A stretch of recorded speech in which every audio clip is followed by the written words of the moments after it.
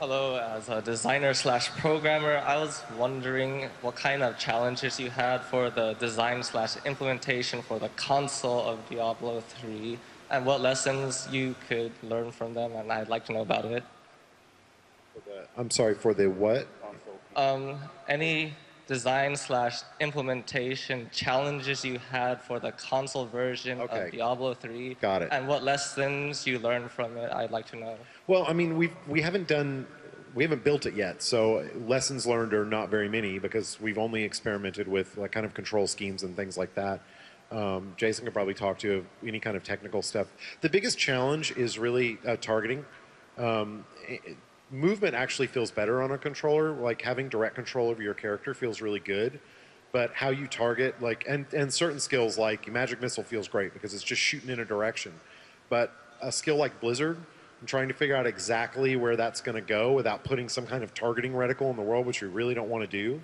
That's actually probably one of the biggest challenges. And then there's a lot of little subtle things. Monster distribution and AI feels a little bit different than it does on the PC version when we've played around with just again how the controller feels and how it feels to get surrounded. So, but those are very subtle things.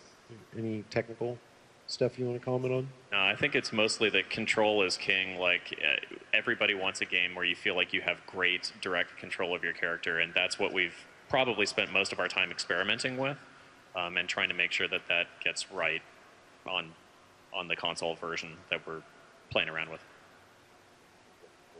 Thank you.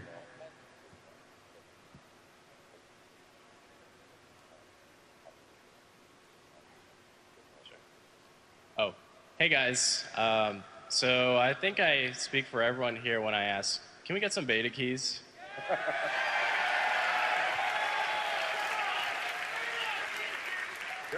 Yeah, I have some in my back pocket right now. We're going to be releasing more beta keys very shortly. So if you've signed up, you have a chance to get them. So we're trying to keep the beta running as long as we can, and we're going to keep sending out waves of beta keys. Right now, we're just waiting. We have a big patch coming, and we're just waiting for that patch to hit before we release some more. And for those of you that have been participating in the beta that are here in the audience, thank you so much for playing and testing the heck out of the game. We really appreciate it. Thanks, guys. Thank you.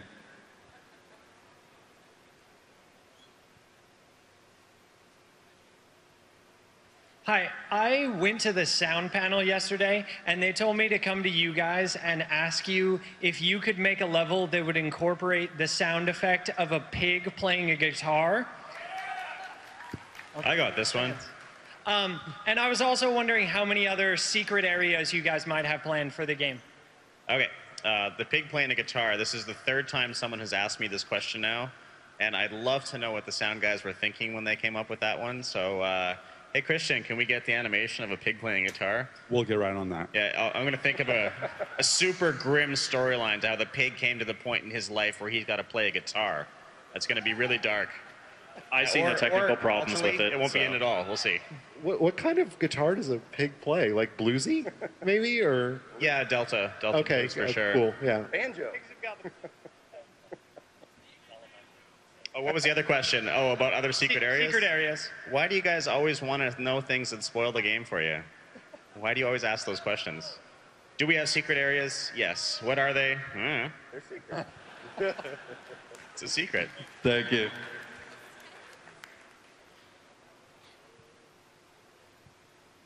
Hi. Thank you for making followers endgame viable.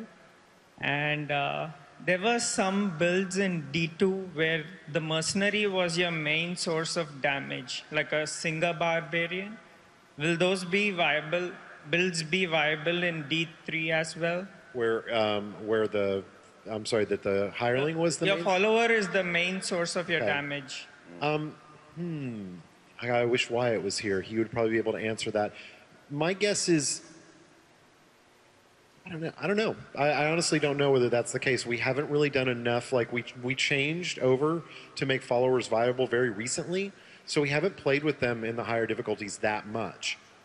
So how they feel in there and how much damage output they truly have and how much we're willing to give them is going to come through playing it. So I don't want to say yes or no to that at this time. Thank you.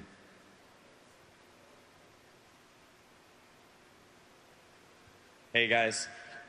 So I know how you said in Inferno the level cap for the characters is at 60, but the monster is going to be 61 and higher, so that the monsters are always tough. It's always a challenge.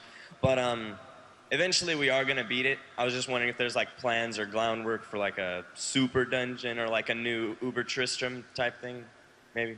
Well, I'm sure if you guys get really bored and don't want to play the game anymore, we'll try to do something. But right now we're more focused on getting D3 done. So we haven't really thought what we do beyond that.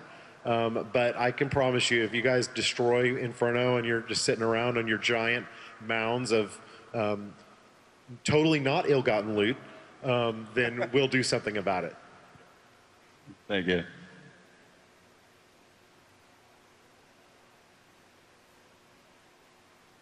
Hello. Sorry. Yesterday you said that you revealed the cast speed for wizards are going to be related to weapon speed, and arcane power regenerates at a static rate. So let's say when you run out of arcane power, you only can cast one meteor every 4.8 seconds.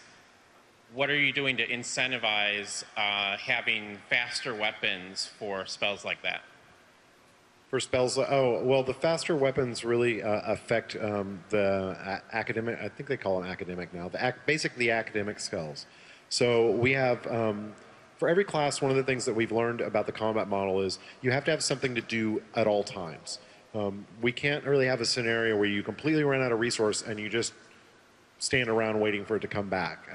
You need some kind of response. In Diablo 2, you had mana potions. We didn't want to do mana potions, so we needed to make sure every class had their own kind of unique response. For the wizard, it's you almost always want an academic spell because they're free.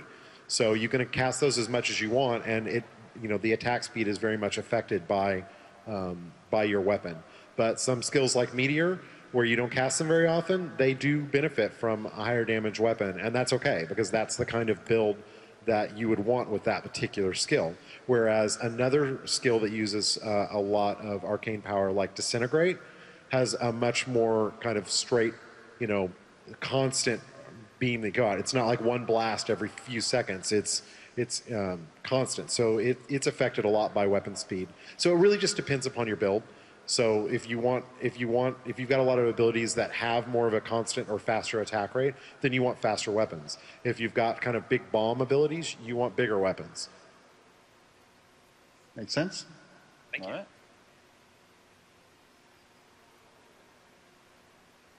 Yes, I had a question about the authentication system. Being that Diablo 3's doing the actual bank accounts, per se, if the authenticator's going to be linked to Diablo 3 like they have been for StarCraft 2 and WoW? Yes. Good answer. Great answer, yeah. A little wordy.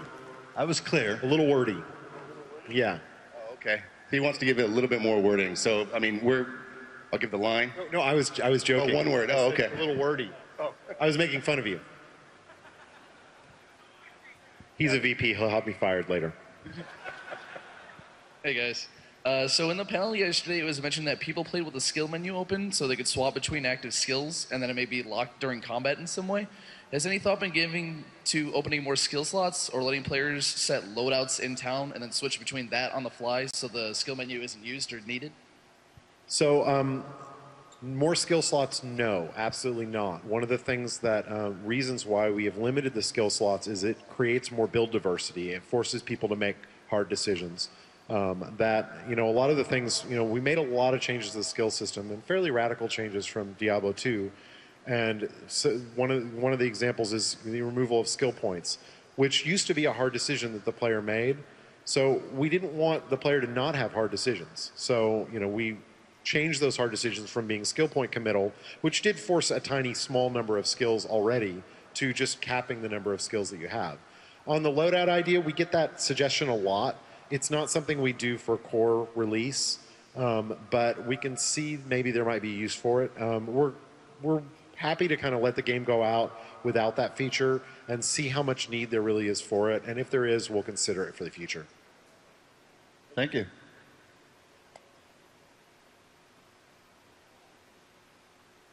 Hey guys. All right. During the character design process, were there any characters you might have taken out of the game or rolled into any currently existing characters in D3? Yeah, so there's a lot of iteration that we do when we do the character designs and even the class design. So there's definitely a lot of versions or a lot of sort of small ideas we had that we really loved. And we're sort of saving those for later. It's a very collaborative process, so the entire team gets involved, you know, and we really sort of shoot ideas back and forth. So there's definitely a lot of stuff that we sort of get out of that. And some of it is too awesome not to use at some point, so we definitely have that, yeah. Thank you.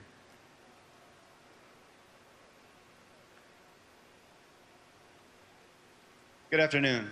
With the implementation of using PayPal to buy items, I am curious what effects you think that might have, if any, on the PvP side. Say I'm going doing a team deathmatch and I'm matched up against somebody that spent like $100 on his character. Is there any system in place to affect that or help that kind of imbalance?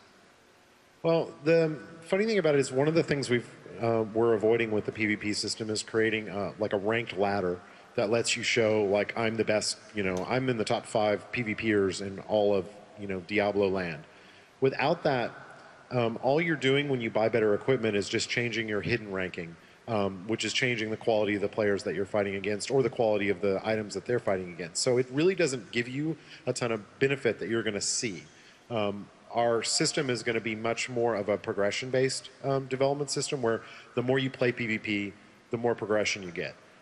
So it doesn't really matter if you're playing it at level 30 with crappy gear or you're playing it at level 60 with ridiculous awesome gear. Your win rate will speed things up primarily, but having better gear just makes you feel more awesome, but it doesn't actually truly affect the outcomes of the games because of the hidden ranking. Thank you.